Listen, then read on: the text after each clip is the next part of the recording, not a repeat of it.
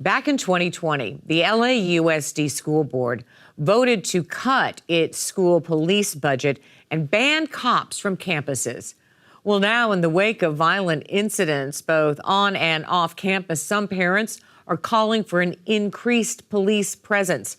LAUSD Superintendent Alberto Carvalho recently approved a deployment of school police, which led to a swift rebuke by some school board members and to confusion all around. LA Times education reporter Howard Bloom brought us that story.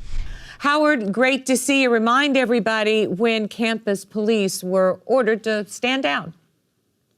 This was in the summer, June of 2020, at the height of the Black Lives Matter movement, and when police abuse was much in the news, and school police were a relatively low-hanging fruit in terms of defunding, and the board, as a step towards defunding, approved cutting them back. But it was during the pandemic, so campuses were closed, and the full effect of this deployment or unemployment, whatever, you wouldn't see until students returned to campus. Howard, students have all returned to campus, and we are seeing violence on some of them. Explain. Well, it's alarming, really, because if you look at incidents of fighting and physical aggression, they've doubled since the last full school year before the pandemic. And we see similar rises in threats and illegal controlled substances and weapons seizures. And we even see an increase in suicide risks. Now, to be sure, you can't connect this directly to the disappearance of police because some of these issues may be related to emotional trauma from the pandemic and other causes. We're seeing rises in these incidents across the country. But because they coincide with the removal of police from campuses, it at least raises that question. And of course, people on the anti-police side say, well, the issue isn't that you remove police, it's that you didn't do anything effective to compensate for the removal of police. And so the debate continues. But you wrote about a kid dying, right? About gang activity, about fentanyl deaths. A kid bought fentanyl from another student. I mean, these are serious things that are happening on these campuses.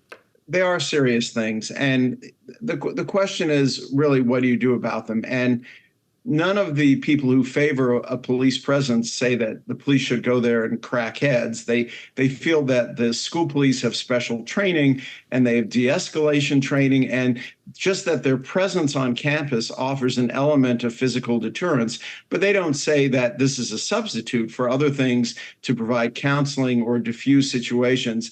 And again, the people on the other side say that police don't really help the situation, that you just have to be more effective at the non-police measures. Well, now, Howard, you write about a plan to return LAUSD police to 20 campuses has fallen apart. I can't help but think about that line in Cool Hand Luke after reading your piece. What we've got here is failure to communicate. Will you explain to the folks what happened? Well, it is definitely a failure to communicate. I think it started with a group of high-ranking administrators feeling that they wanted to take the initiative to deal with a serious problem. I mean, through early April, you had nearly 5,000 fights on campus, a huge increase. You had 903 weapon seizures, nearly 1,000. And so they said, well, let's increase that police presence, but let's also do things like provide better supervision, training, de-escalation training, mental health support. And it was supposed to be a package plan. And you have to give them some credit for wanting to seize the moment and do something about a serious problem.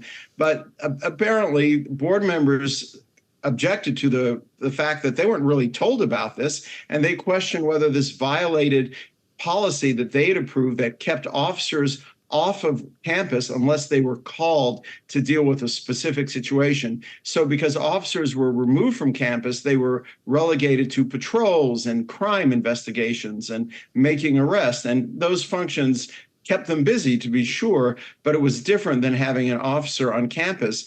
And with all this lack of communication and misinterpretation and reinterpretation, people started pointing fingers at each other, saying, no, it was his idea.